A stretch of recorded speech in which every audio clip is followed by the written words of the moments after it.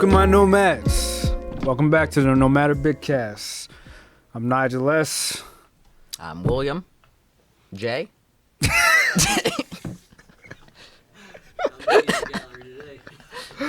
William J. Okay. William J. Well, Sir William J. Thank you. We're here today to talk about VFX and the evolution of going from stop motion to now we're getting out of the green screen space. Now we got shows and movies that are using quote unquote the volume, where it's actually LED backgrounds instead of green screen, and the actors can see and they can react with it, and they can actually change things on the fly with game engines, Unreal Engine. I mean, are we ever going to get to a point where we don't need camera crews anymore, where we don't need actors? We just have digital stuff. Well, I think there was always going to be actors. There was always going to be like a type of film crew there, because you always need that side or that perspective from someone else to be there to actually like direct the whole thing, to actually get that visual for other people. Even if you're behind the camera, or like not behind the camera, behind the screen, you still need that like reference. And you always need actors and like people that like motion capture. That's why you have a lot of motion captures now still, to get the face and get like the movement. Like the other day I was watching a corridor crew video of like some guy doing a remake of Lion King on there. Yeah, I watched that. Yeah. So he had to do like, he was really deep in that acting thing when he was trying to do Simba, but he needed that motion for it, and he had to play that role pretty well to actually get that motion capture, so like as a reference for the 3D artist to do. Yeah, I mean, playing devil's advocate, I saw videos where Jon Favreau was directing a scene for Lion King with just VR headsets, and his cameras were these two controllers, and he was moving the camera, moving the environments, everything in a 3D space. And you can argue that, yeah, maybe you might need a couple people for mocap, but they could play multiple parts if they're really good with motion acting, and they can just play different characters, and then you can do voiceover. Like, will we ever get to a spot where, especially because the way technology is now, like back in the day, in order to get into the filmmaking business, to be a director or whatever, you had to know somebody to get into that business, because the equipment was so robust, and editing was, you had to do it by hand, you had to cut the film up. And now, I mean, I have a godson who does videos on his phone, and he just edits everything on his phone. He shoots everything on his phone. Anybody can make a video. It's so accessible. Maybe this technology with the Unreal Engine, because I do watch Corridor Crew too, and they made a whole show virtually with the Unreal Engine. Yeah. They had one guy doing the mocap for everybody. Like, it's crazy. And you can do that, which is great. Like, the thing about editing now, that since it's so accessible and everyone can do it, that means you get more content out. That means people could get more ideas and more things to try out. So it's way better that it is more accessible, and like it's easier now. You don't have to like cut film and like tape stuff together and do like effects, like, and even for like the old Star Wars movies, all the backgrounds are just painted. You just put that on the screen behind it. And it's like, I would have stopped filming a long time ago. I can't imagine, like, especially for like Tron, the first Tron. Oh my gosh, I watched how they did that. And it's so arduous. That looked so disgusting watching them make that. I was like, oh my God. Why every single frame they had professionals that would cut out the actors and the props, and then they had to put it on top. Then put it on top. It's like copy and pasting. Hand. By hand, yes. And there's like a part in Tron which is like, it's all coding, those parts. So when you do the code and then you send it out, you don't see what it looks like until after you render it. So I'm like, you know how many takes it, dude? Like, just write ones and zeros in there just to see a visual that they you don't were even literally know. doing just math. Yeah. Putting it in a computer, then waiting, like, I think they said like a day for it to render. Yes. Then they would look at the image and be like, oh, we got to change something. So we just got to change. So they had to make sure they did that math to the T, because there was no image. I was like, that's insane. Yeah, like their board looks like mathematicians, like on the like whiteboards, like all these ones and zeros on there. It's like, oh my God. What? It would drive me crazy. Like, at that point, it's not filmmaking to me. It's just like doing homework and just like It's like getting a man on the moon. Yeah, Like, yeah. It's basically getting a man on the moon, sending someone to the stars. I mean, It's they're too literally much. making a virtual world by ones and zeros.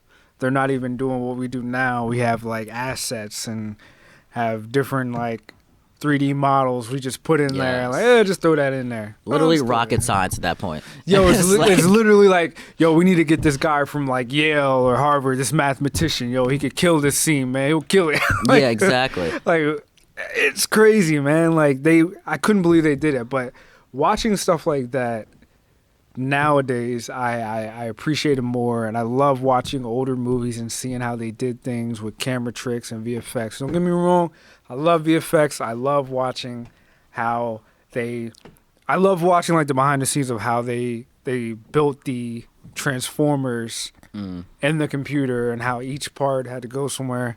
I'm like, man, that's crazy. That's like, even though it's technology at the time was so advanced, I'm like, that's still a lot of work. Yeah, like in Transformers, each part I've heard it has to go to somewhere. They can't have like loose parts anywhere. Like when they transform, each thing has to move in a certain way to actually make that vehicle. So I'm not sure if they made the vehicle first and then like they expanded out certain parts or whatever. I don't know. I forgot they did that. But I'll tell you what, I've always been a movie buff, and when Transformers came out on DVD, I bought the special edition, of course, so I could Yeah. watch the behind the scenes. For years, I was like, man, I'm going to be a VFX artist. And then I got the special edition of Transformers and saw what they had to do. It's like, nah, I'm good. I'm not doing that. I didn't see that yet, so I'm still hopeful. But the things like the Pacific Rim is really what I want to be into and like that. Man, seeing those two people in those robots, those mechs, dude, that's fucking amazing, freaking amazing. Oh, it's God. amazing what you can do now with technology. I'm Yes. like, what you can imagine, you could literally put on the screen. Yes. There's no limit. The Yeah, only that's- limit is time and money. That's it. Yeah, the only thing wrong with visual effects right now is the time it takes. So if somebody wants something done like really quick, it's gonna have the effects that match that. It's gonna be quick. It's gonna be looking a little You're sloppy. gonna run into a Black Panther situation. Yeah, you run into a you gotta run into a Black Panther situation. That I read that Yikes. that the last fight scene, which everybody's like, oh, Black Panther was awesome, but that last fight scene, Yeah, it's a little choppy. the VFX house had 6 weeks to do that. That's what I heard. They got the footage 6 weeks before it had to be done. And for 6 weeks, that looks pretty good, I guess. I know, like after I heard that, I was like, yo, it's not that bad. Yeah, I know, After, you know, It's like, damn, huh? 6 weeks. by now there's people out there that's gonna be like, 6 weeks. That seems like enough time. No, it's Not not. for visual effects. So visual effects is Especially when you gotta key it out. Because yeah. some of that, not all of that fight scene was mocap. A lot of Exactly. that was keyframing. Mm-hmm. And for people out there who don't realize, keyframing is when every single movement, like if I'm a 3D model, you gotta put a keyframe on a timeline. And once the timeline hits that keyframe, it tells my arm to go up, Yep. my elbow, my hand, my fingers. And I'm like, A lot of that, and a lot of masking in that movie too. yeah. Everyone has to be masked out and put it somewhere else, and it's just like, man, especially those large battles must have been very difficult because I know they duplicate a lot of people. Everything's like really, Yeah. like they did in like Game of Thrones. A lot of those big battles are just like same group of people just multiplied over and over again. Mm-hmm. But it's just a lot of masking out. It's a lot of effort. That takes time for your computer to render. If you don't have a good computer to render that, it's literally gonna take days. Yes. Or it might blow up your computer. It might start smoking. I remember they said for Transformers 2, that huge robot that takes a bunch of small ones and combines. Oh yeah. Remember that? They said that crashed the studio's system Oh, I bet. while it was rendering. I was like, what? Ugh. All those parts. What was that, like 2009? 2010? That's crazy. I don't think it's that crazy, honestly, because they said every part has to do something, and those are all fully rendered out parts. Yes. And then each part has to do something, and each part has to be texturized. Mm-hmm. And because I remember watching the behind the scenes of Michael Bay's, he kept, I would watch them bring him an image or a scene, a clip, and he'd be like, nah, this part needs to be shiny, this part needs to be darker. I was like, he really had an eye for it. And he was Yeah. like, the only thing that's going to make these things look real is the lighting and the texture. And so each part has to have something that's connected to, and it also has to be texturized. It has to be lit. Like I'm like, that's so much work. Like I feel like if I was a VFX artist, I would quit. Which is why I'm not a VFX artist right now. Yeah, like in college, we had to do like a lighting class. Even in my 3D modeling class, a lot of it was just lighting because that's what makes something look real is lighting and using displacements, which is texture. Having those dents in there, like those little notches, those imperfections is what makes things look perfect in a way. Right. You know, Imperfections make it look perfect. Yeah. It's such a philosophical thing. You see what we be doing right here, man. Exactly. We expanding your mind, man. Expanding your mind. But yeah, like that stuff is so much work, man. And I'm like, I take my hat off to people who sit at a desk for like 10 hours a day and just makes your imagination look real. That's their job. And then it's another thing. It's a little disheartening to know that there's a lot of stuff going on behind the scenes with VFX, and that a lot of people don't understand how it works, and so it puts a lot of stress on the VFX artists and the VFX houses. Like I forgot the VFX house's name, but the ones who did the VFX for Life of Pi. Oh, Life of Pi with those the tiger. They got an Oscar and then they shut down after. Oh, for sure. Because how the industry works, we still to this day don't really understand how VFX should be done, how the pay scale should be. And a lot of these VFX artists are freelance and they're away from their families for so long because they got to go where the work is. Yes. And it's kind of crazy, man. It's kind of disheartening because a lot of these movies that we watch now can't be done without them. And then you got somebody who doesn't understand. So they're like, hey, man, just make this like this. We've been working in pre-production for months on this, and then you want us to change it. And then you wonder why your movie looks crappy. You wonder why your monster looks crappy. Steppenwolf, Justice League. Too close to home there. Yes, but it's like they don't really understand. And one thing that's happening, I know that Jon Favreau does this. Like some directors are like they're bringing in these consultants from the VFX houses, and they're making sure they're with the production process each step, so that they can know how to do it. They'll ask them, how should we like this? How should we do it so it's easier for you guys to make your image in post? And they're working real close with the concept artists and stuff like that, so that they can make it look real, and so the pressure's off of everybody who's working on that stuff. Yeah, because a lot of movies, you see like in the credits, there's so many just freelancers, visual effects artists on there. It's like a whole 5-minute selection right there. And it's because a lot of places just can't do it all at once because they don't know how to pay the people correctly. So just get freelancers to do it. And a lot of freelancers undersell themselves, so they get a little cheaper, but it still takes the time. Like that doesn't changes. And it's ridiculous how they even get that done. So like each scene might be from like a different 3D or visual effects artist at times. Because I know in what was it, the Avengers movies, there's a lot of different freelancers. I should just say that. Yep. That's more common nowadays, where it's like so many different VFX houses, and then after those VFX houses' name goes in the credits, you'll see a bunch of the freelancers. Yes. And it's like now you just can't have one VFX house work on one thing. It's like it's too much. They need to outsource some things so that the movie can come out on time, because this stuff takes so much time. Yeah. And you just can't like freestyle it, basically, which a lot of people want to do. Like you can always tell some of the movies that just come off of the assembly line because the studio wants it done, and they're like, "Oh, I'll hire this VFX house and tell them to do this." It's like, you didn't give me enough time, and you wanted it to look real. You wanted it to look like this movie, but yeah, sometimes a lot of people use the same industries that they used before, just to save them time because they think they know what they want, and it's like the same style, I guess, what they do. But a lot of times it just doesn't fit their movie. It doesn't fit what they do, so it looks sloppy on some things than like a previous movie they've done before. Yeah, a lot of times like these companies will use the same VFX house and it works out for them because the VFX house worked with them before, so they'll have assets already in place that they can just put into that movie and manipulate it a little bit so it looks better. And I thought that was pretty interesting too, because like they save everything that they do so that it's easier just to do these movies. Oh yeah, they want the job. They want the pay at least, so they got to keep their assets and like, hey, I got what you need. I know, like people that used to record and like film stuff for people, they had like those logs. Like if you go back to someone like, hey, I got your log from before, you just hire me again, and I have your settings already set up, and I'll just hire them again for that project. So different projects, same guy. Yeah, it's like when people were talking about how like Michael Bay's the second Transformers movie used a scene from Armageddon and stuff. It's like, oh, that's the same footage of the aircraft carrier. It's like, hey, we gotta do what we gotta do. Yes, cut it somewhere, I guess, some budget. Yeah, so. I remember that because that movie was fast tracked, the second Transformers, because during the it was shooting during the writer's strike and everything, and they had little time to do it, which is why that movie kind of seems like it's disheveled and there's stuff here happening. Where'd this guy come from? Why is this? Didn't this robot die in the last scene? And this.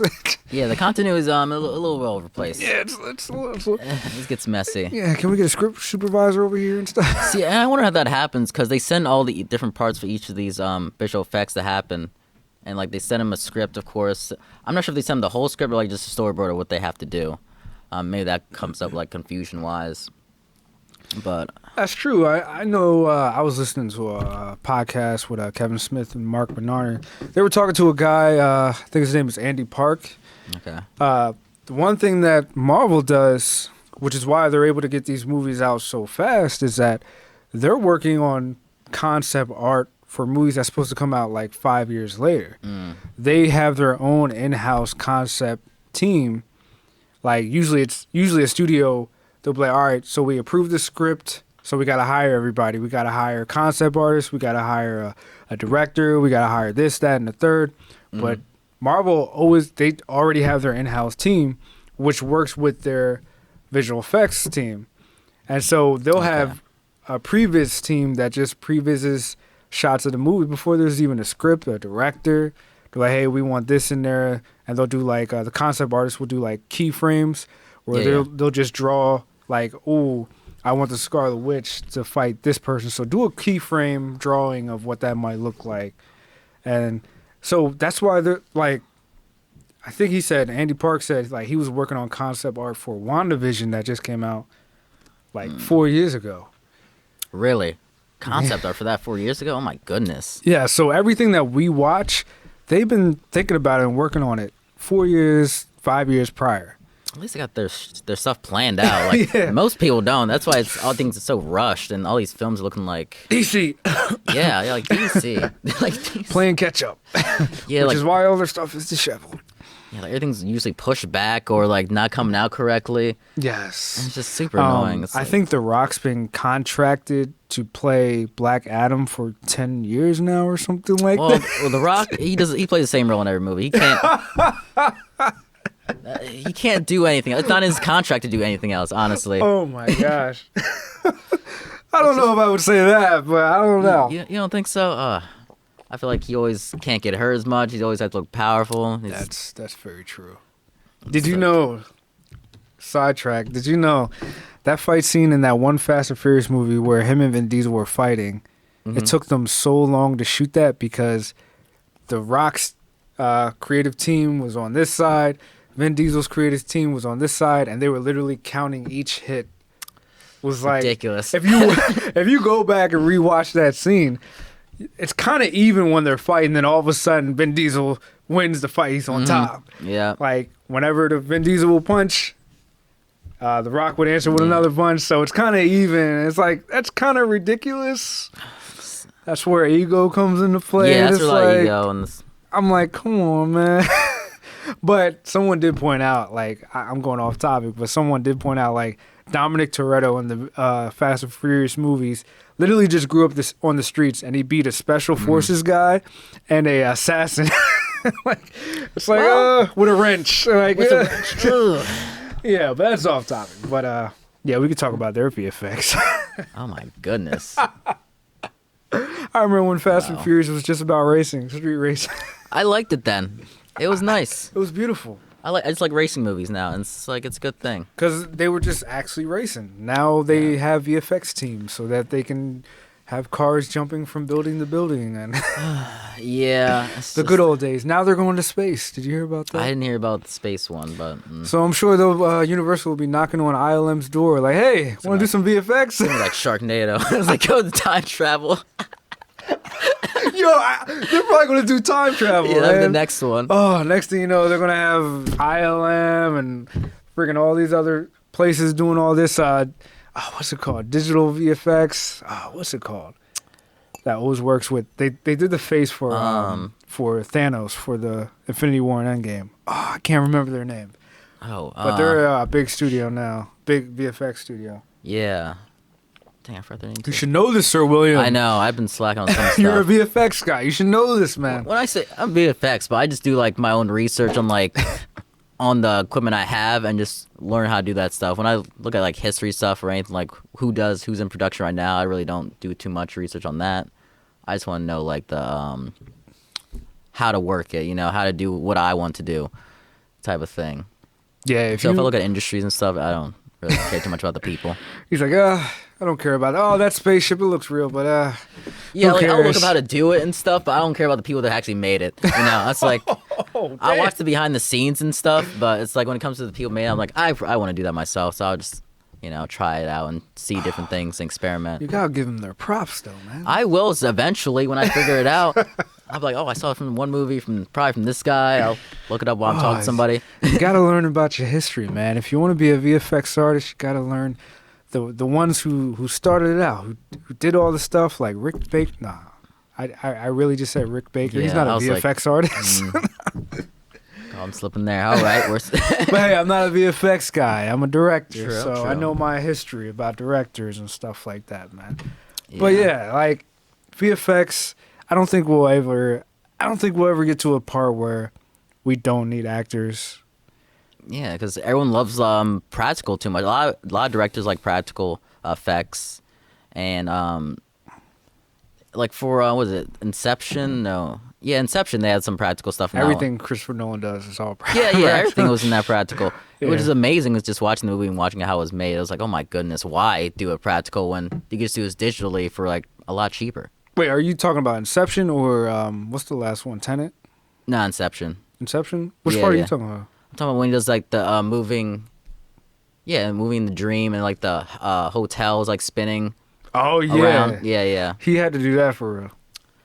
That was crazy.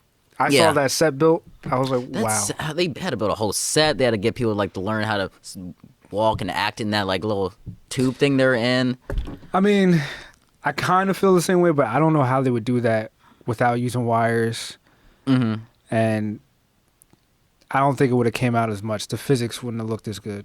It probably wouldn't, but the shadows probably wouldn't be good. The lighting probably wouldn't have been as now, great. if you're talking about Tenet, there's some scenes in there where I'm like, you could have just reversed it digitally. True. You didn't have to train for months to do a scene that you could have just done digitally. And I'm like, And sometimes I feel like it's a flex on his part. It's like, look, he man. can do it? Yeah, exactly. It's like, look, I work for Warner Brothers. They gave me all these toys, and I'm going to use them, so. I'm going to use my toys and play with them well. So yeah, like, hey, if you can build it, hey, you might as well. Yeah. For a guy who doesn't really like VFX, he does a lot of VFX-driven stuff. Like, very fantasy, honestly. like some of that stuff like Inception, where the buildings are collapsing on each other and stuff. I'm like, you realize kind of movies you do, I think that's the point. I think he notices that, and he wants to prove that his practical is way better looking than visual effects. Digital. Yeah. So that's a weird flex on his part. Actually, not weird, but pretty cool. I will agree. Like some of the stuff, yes, definitely. I like how he does it practically. Mm-hmm. Some of the stuff where, like in Dark Knight Rises, where the plane fell or something, I'm like, you didn't really have to do that for real. Exactly. You could have shaved off, because I think he said that took like 2-3 months to shoot that scene. Yep. You could have shaved off a couple months just doing that. Just a couple months of that. Yeah, digital. where a plane just falls. Like, we have technology now that has physics built in. I don't know if you know about it, Mr. Nolan, but yeah, and it's like a lot of TV series nowadays have like stuff like that, and of course that's all digital and visual effects. Yeah. Like even some TV shows, like you can tell like the explosion. Yep. I'm like, oh, that's from what's it called, Video Copilot? Oh, yeah, Video Copilot. You can see when you start noticing assets. That's when you're like, oh. I remember The Punisher when it first came out on Netflix. That TV series, such a great series, man. and I could tell they didn't have a big budget. So I remember one of the buildings explode, and I was like, oh, I remember that from Video Copilot, that asset, man. Yep, that's how it be. Those cracks, those building cracks and breaking up. Yeah, and like Construction. The Walking Dead uses the same like blood Yes. splatter from Video Copilot. God, that's funny though. That same blood splatter that does that thing. I'm like, hey, that's pretty cool. It's like the Wilhelm scream, Yes. like Oh that my- they use in every Star Wars movie and That's a bunch good. of other movies. It's like, oh, that blood splatter. That's the Wilhelm blood splatter. It's good though. It works honestly. If people don't notice it as well, and whatever. I think it's cool when you have limited resources and you use what you have and you still have a great product, like the first season of The Punisher. It was great Yes. writing, great acting, and they used what they had. And I commend people more when they do that. Yeah, it's And- very inspiring to actually see when industries like, even if they don't have a big budget, they still pull out like a great product that looks like it had a decent budget, more than what they had for sure. Right. Especially in movies, like when you have that time crunch and we have like low budget and you still come out with like an amazing product, it's fucking ridiculous. Right. And some of these movies where it's like a formula now, where they'll have like some disposition in the beginning, in the middle, and then there's always got to be a huge CGI fight at the end. It has to be. That's what makes it great. They have to prove like their industry right there. That's how they do it. Right. I mean, I feel like some movies can get away with it. Other movies, I'm like, do we really need another movie where there's a big glowy thing in the middle of the city and a bunch of ragtag people have to get to that thing? They have certain some point. obstacles. They get to it, then there's a big CGI fight at the end, and there's glowing things and things explode. And I'm like, can't we just have a character beat? Now they have that training, that course they have to go through to get to that destination. They got to lose some people along the way. They had to stay behind. There you go. Go on without me type of thing. And it has to be Yeah. like this one big fight at the end. I'm talking about you, Suicide Squad. Yeah, that's what I was thinking too. Yes. Right. The ragtag group of people who have to get together, that big glowy thing in the middle of the city. Let's stop it. Yeah. It's kind of getting old, It's kind of getting played out. I feel Very like much. VFX studios, they go into these offices and they listen to the director talk, they listen to the producers talk, and they're like, oh, okay, so for that scene we're going to use the video asset that we use in the other movie. Okay, the big Yeah. glowy one. Yeah, we're going to recycle that. Okay, yeah. Change the color a little bit. Maybe reverse the glow sphere and a little, It's do like, some you more- want the dude flying? You want some alien? Yeah, we got an asset for that. Yeah, we number 35. Yeah, Yeah, they have those numbered and everything. They got Yeah, in this I library of assets. I swear, I feel like they just go in these meetings sometimes. They just roll their eyes like, we got an asset for that. We can just recycle it, And you think it'd be quicker to come out with these movies, but no, apparently not. Well, I feel like more studios will adopt the formula that Marvel has, where they have their in-house concept artists and their in-house VFX artists, previs artists, and they just previs everything. And then the directors get hired, the script writers get hired, and they're like, oh, well, we got to fit this into that and stuff like that. I feel like a lot of studios are going to fill that model, especially because a lot of studios want what Marvel has. They want that Yes. cinematic universe. It's a very desired look. And, I mean, we saw what happened to the Universal Monster Universe. Everybody got casted. People got hired. Didn't happen. Yeah. After The Mummy, Big L on that one. Big L. I mean, was it Benicio del Toro who was supposed to be the Wolfman? Johnny Depp was the Invisible Man. Russell Crowe was Jacqueline Hyde. hmm They had a bunch of people cast, and then nothing. After Dracula, Dracula Untold, and after Oh, The Mummy, it was just like, oh, there's no life in these things. Not much. You But can't force the universe, man. they try to, and they try to come out with a product that hopefully it boosts up somewhere in popularity, so they can make another one. But I guess this doesn't work. Yes. And then they use the actors as a way to promote those movies, but Big mistake. yeah, didn't work out. I don't want to keep sounding like a broken record and like Marvel did this, Marvel did that, but I like how Marvel takes these obscure directors and actors and make them into stars Yes. instead of trying to use star power to make their franchise. Yeah, I feel like people like with the Spider-Man in the Marvel movies, he really just gained a lot from that, and it's like grew It was from like that promote. Tom Holland who? Yeah, exactly. Like, no one knew who he was till that movie. I was like, oh my god, he's the best Spider-Man I've ever But seen. you look at his IMDb He did have some credits before that. Oh yeah, no But one really knew who he was from. Yeah, no. no one really cared. So it's like, I like what they did, and they made stars out of these people. Mm-hmm. But when you try to use star power to build up your franchise, and you try to be like, oh yeah, we're using ILM for our VFX, it's like, where's the story? Where's the heart? There's not gonna be. VFX can only go so far.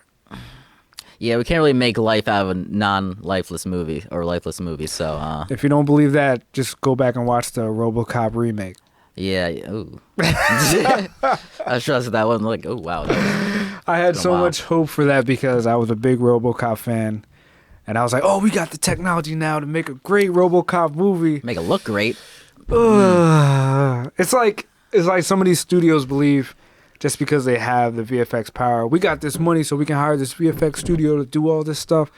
It's like they think they don't have to have a good story, have a good cast. Not to say that RoboCop didn't have a good cast. It had a great cast, and it's almost disheartening for me as a filmmaker to see like a great cast with horrible material. Yeah, I feel like a lot of actors say like they can't, if they have a shit script, they can't really make anything out of it. Then you can't bring life to nothing. So exactly, like I just had a brain fart, but like great. Oh, the Dark Tower movie. Oh wow, yeah. I only saw like some of that before I turned it off, but bro, I heard let it me wasn't tell that you, great. I'm a big fan of the Dark Tower book series. Uh huh. I was so excited when I saw the cast. Matthew McConaughey as the Man in Black. Yes. Friggin' Idris Elba as a gunslinger. Come on. It did seem like a dream Come team. on. That was a perfect casting. They dropped the ball. Yeah, that They tried to use star power to propel a bad script. And I I'm heard like, it was like really rushed too. it was. Yeah, okay, good. I was like, It was oh. very, very rushed, and there were some decisions that they deviated from the book that didn't really fit. And then they tried to do a franchise. They announced the movie, they announced a TV show, and all fell through. Yep. it didn't happen. Just because you have VFX and you have star power doesn't mean that you're going to have gold. Icarus album was in like a lot of stuff around that time when that movie came out. He was in like 4 different movies. Plane crash movie, stuck in like Antarctica or somewhere. He was in that one. He was campaigning hard to be 007 too. So he was getting a lot of coverage for that. Well, I don't think he was campaigning hard. It was a lot of people who was campaigning for him. Yeah. And he was just like, I would love to play him, you know? Yeah, I'd love to play him. You know? I'll be in there. Yeah. I'll do it. But yeah, apparently having a second Suicide Squad I heard that's coming out. Heard about that. I got a lot of faith in it because of James Gunn. Really? Okay. I didn't hear much about it yet, so I was like, oh, second one? I have faith in it because James Gunn, and also the fact that Suicide Squad is like, for lack of a better term, balls to the walls idea itself. Yep. And if anybody understands that, it's James Gunn. Look at Guardians of the Galaxy. Try going back and reading the original Guardians of the Galaxy. It's balls to the walls. It's kind of incoherent. The characters are very colorful. They're all over the place. I mean, think about it. Like, everybody loves Guardians of the Galaxy now. Yep. Think about the characters. Think about the roster. You have a talking raccoon, a talking tree. Love that talking tree part. Yeah. A guy who's, no matter what weather, no matter what planet they are on, he has his shirt off like Steve over here. Yeah, actually, that's very accurate. A chick who's like 90 pounds but can lift up a spaceship with one hand. A guy, explainable. A guy who, well, Star-Lord, his character was changed the most for the movies, because he's literally royalty in the comics, but in the movies he's like a scrappy, like, fast talking guy. Like a salesman to me. I don't know. I just might see him. Yeah, he's like a space Indiana Jones. He's fast talking player. You know, they really changed his character because he's literal royalty in the comics.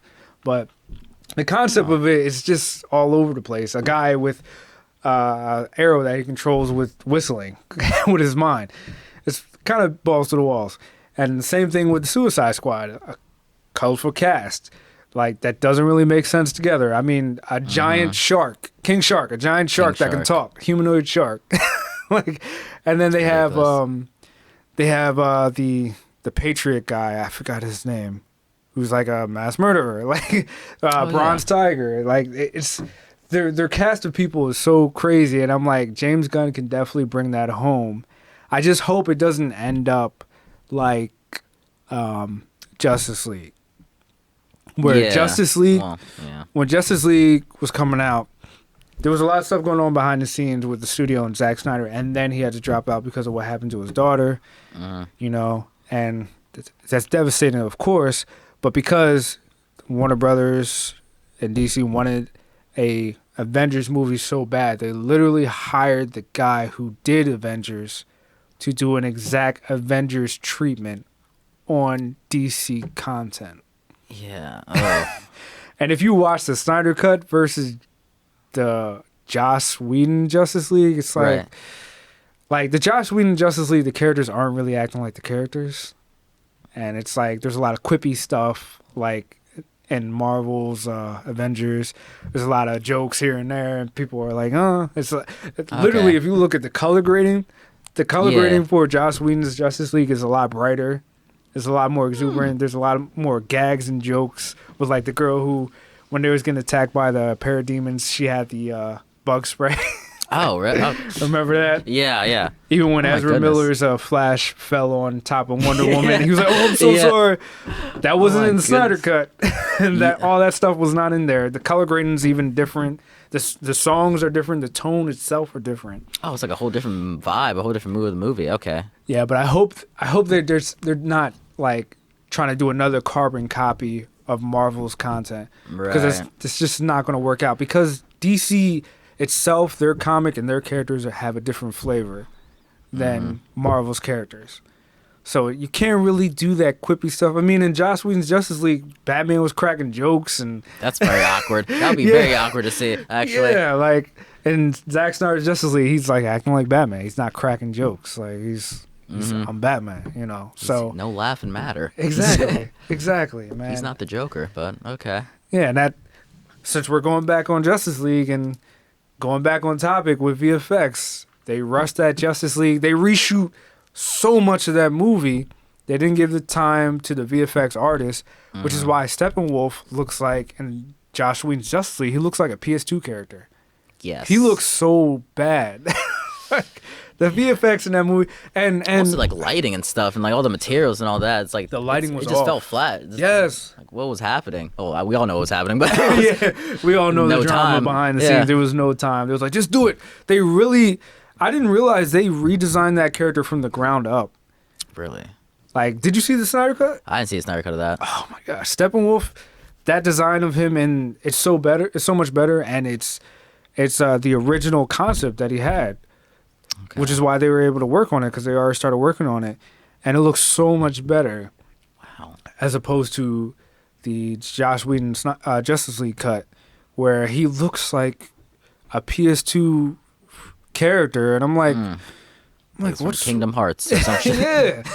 He looks so plasticky, and the lighting was off, obviously. Yeah, you can tell bad CGI is mostly just like lighting off, and like reflections don't match, and the shadows aren't there, like are in weird spots or something. That's I'm like, they didn't have any VFX consultants on. They probably didn't, because they had to do so much reshoots, and they probably just sent them the footage. Was like, this is what it needs to be. This is what it needs to look like, and it's like, it doesn't really work that way. I wonder if they even have VFX artists on like the set with them to tell them what to do or anything like that. Like, did you have any consultants? Yeah. But I feel like they was like, we got to get this out, because I remember that the studio wanted the movie to come out at a certain time. So it was like, we need to get these rolling, and they had to bring the cast back for so many reshoots. Like, you can tell what's reshot with Henry Cavill, because the bad CGI lip replacement, that you could tell Ben Affleck wasn't in Batman shape for some scenes. Oh my god. So sometimes you can see it differently. Just right after the movie, you started doing something again. Like, what happened? Zack Snyder reshot one scene, because he used all his original footage. He only had to shoot 5 minutes for the Snyder Cut, and it's a 4-hour movie. That lets you know how much they reshot for Justice League. Yeah. But for the Snyder Cut, he only shot like 5 minutes, and Ben Affleck came back for reshoots, and he looks great. Really? Okay. He looks better than he did in the original Batman vs Superman and Justice League. He looks great. But you could tell it's a reshoot because he just looks ripped. Like it's crazy. But like like they definitely gave them enough time for Snyder Cut for the VFX. And we're in a time now where it's like people are finally understanding like, look, this stuff requires time. Yeah, for sure. It's definitely like a new gap now. Like, okay, people are starting to give us more time for it. You know, it's not like really enough time, but it's good enough for like to make decent effects, and that's really all it is. Just effects. Good effects means more time, means more computer power, the calculating of all that. Giving time for reflections, lighting. Man, lighting is such a big part of like 3D modeling and visual effects. And like even every time I do like a cloud or a smoke simulation or like gunshots, I'd make sure the light actually looks okay in this area for like how much lighting's gonna come off this gunshot or like how this explosion looks in this scene, like outdoors or indoors with this light coming down from it. So it's really a lot of afterthought that you wouldn't expect to put into a shot in a VFX lighting scene. is key. I know for VFX you gotta make sure you know where that light source is coming from. Yes, so if there's like a window open or like that, you need to know how like that light's gonna hit or like what's supposed to happen during that moment. Definitely. And it's just like a lot more, you know, not just like arts and drawing and stuff like that. It's a lot more like calculating and actually look up references and like what practicing yourself, like having a window open and seeing what we'll do, stuff like that. Practicing your own thing. So yeah, and I know trial and error.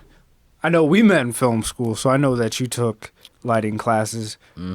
Now, do you think these VFX artists are getting like lighting 101, like lighting classes, like physical lights and stuff? Oh, like using physical lights, like in studio lights, and see how that is.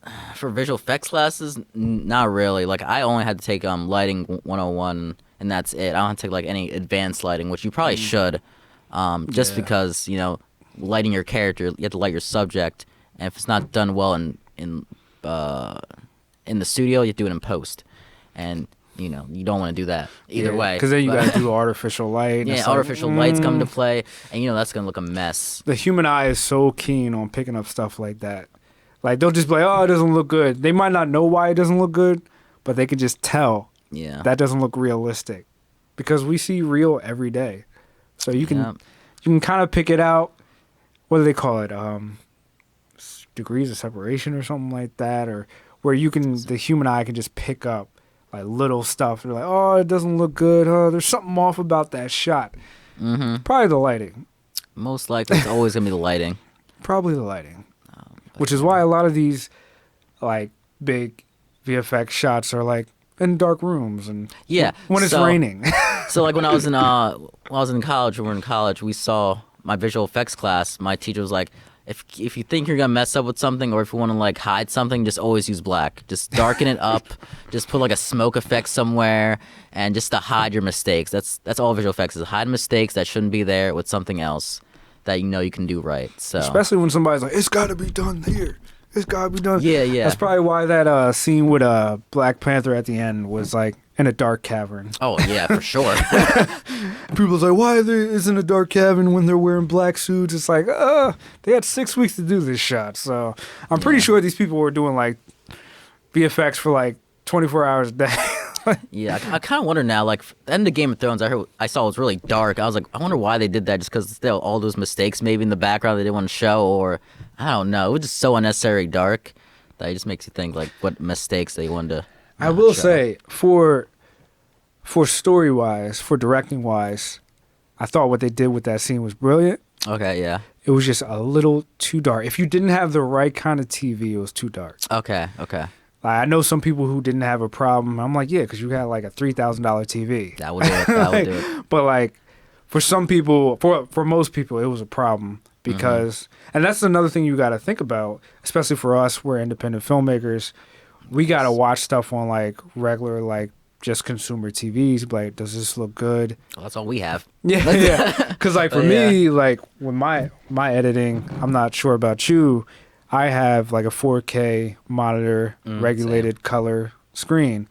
but you still got to go back and watch your stuff on a cell phone because everybody's pretty much watching all your stuff on cell phones. Exactly. Like a main thing at my job, I work in a marketing agency, but we have to look at everything on a cell phone. We look at everything on a computer, like a big screen.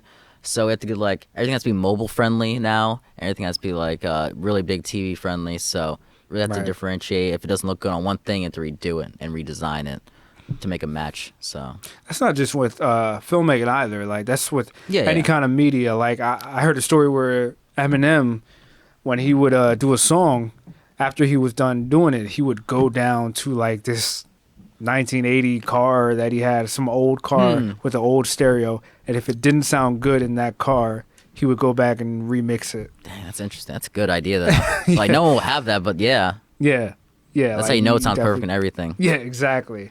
Yeah, so yeah, this is a good one. That was a good one. Wrapping up. All right, I hope you learned something, my nomads, about VFX Yeah. and other stuff that we went off on tangents on. But all right, be creative, my nomads. Catch you on the next one. Bye.